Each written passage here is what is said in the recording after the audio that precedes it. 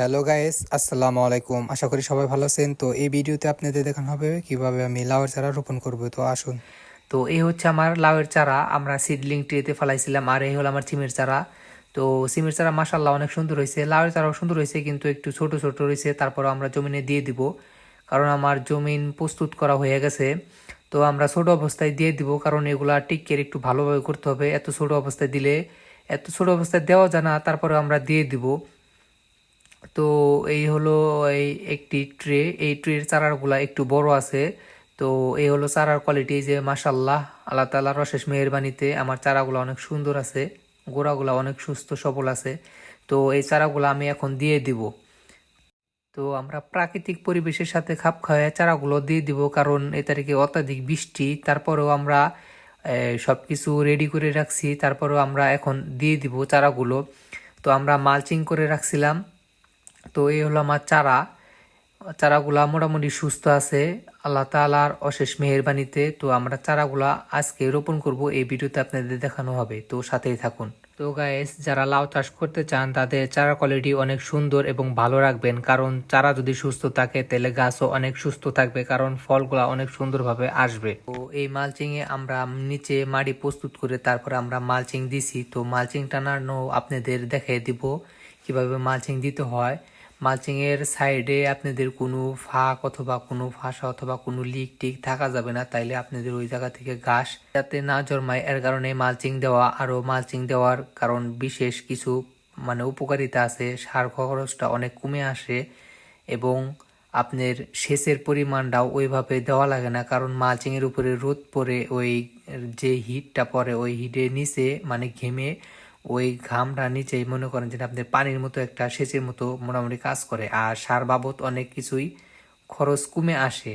আর নিড়ানি ওইভাবে দিতে হয় না আমাদের, কারণ আমাদের মালচিং দেওয়ার ক্ষেত্রে আমাদের কোনো আগাছা জন্মায় না। তারপর আমরা দেখে রাখবো যে মালচিং এ কোনো সাইডে ফাঁক অথবা কোনো লিক টিক থাকে কিনা। তো এই ক্ষেত্রে আমরা অনেক ভালোভাবে দেখে তারপর আমরা মালচিং সেট করে দিব, কারণ যদি কোনো ফাঁসা অথবা কোনো লিক টিক থাকে তাইলে আমাদের ওইটা ওই রকম কার্যকারিতা হবে না। তো গাইস, যারা আমার মতো কৃষিকে ভালোবাসেন এবং এগ্রিকালচারকে ভালোবাসেন, তারা যদি লাউ ক্ষেত অথবা কোনো সবজি আবাদ করতে চান তাহলে আপনাদের মালচিং প্রয়োজন পড়বে। তো মালচিং দিলে আপনাদের কি কি সুবিধা আমি বলে দিচ্ছি।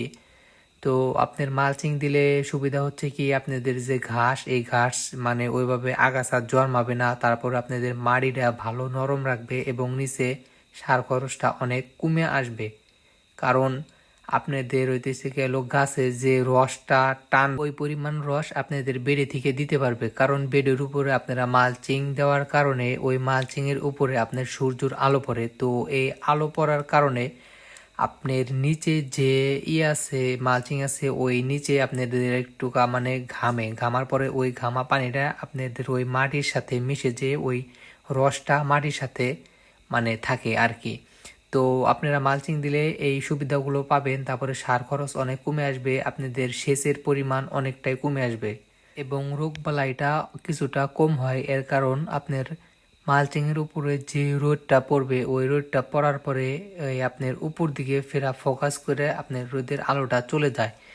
তো এই চলে যাওয়ার কারণ আপনার লোকা ওই গাছ রোপণ করার পরে যে উল্টা পিঠে অথবা এবং পাতার মধ্যে যে পোকাগুলা থাকে, তো এই পোকাগুলো অনেক অংশে কমে আসে। আপনারা যদি কেউ লাউ চাষ করতে চান তাহলে মালচিং দিলে আপনারা ওই মালচিং এ অত্যাধিক রোদ্রে আপনারা কোনো চারা লাগাবেন না, এই ক্ষেত্রে চারাগুলো মারা যাওয়ার সম্ভাবনা বেশি থাকে।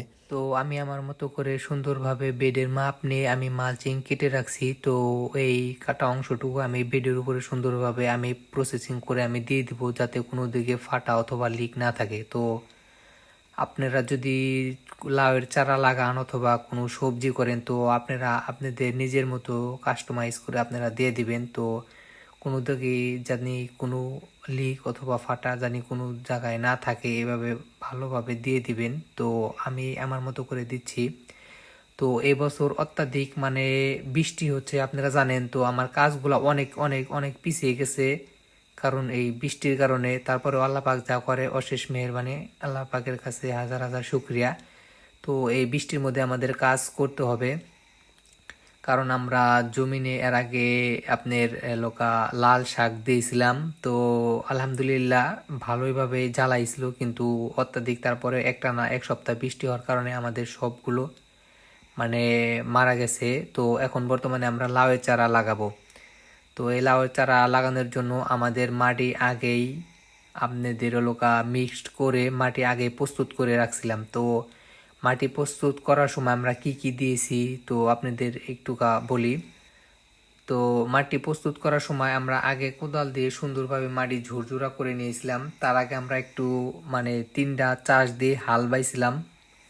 তো মাটি প্রস্তুত করার সময় আমরা দিয়েছিলাম পটাশ, মাইটা, তারপর আপনার লোকা gypsum, sulphur, magnesium, boron, zinc. জৈব সার সব কিছু মিক্সড করে আমরা মাটির সাথে সুন্দরভাবে দিয়ে দিয়েছি। তো যারা লাউ চাষ করতে চান এই পদ্ধতিতে করতে পারবেন। তো ভিডিওটা যদি ভালো লেগে থাকে তো লাইক, কমেন্ট অ্যান্ড শেয়ার করুন। ধন্যবাদ।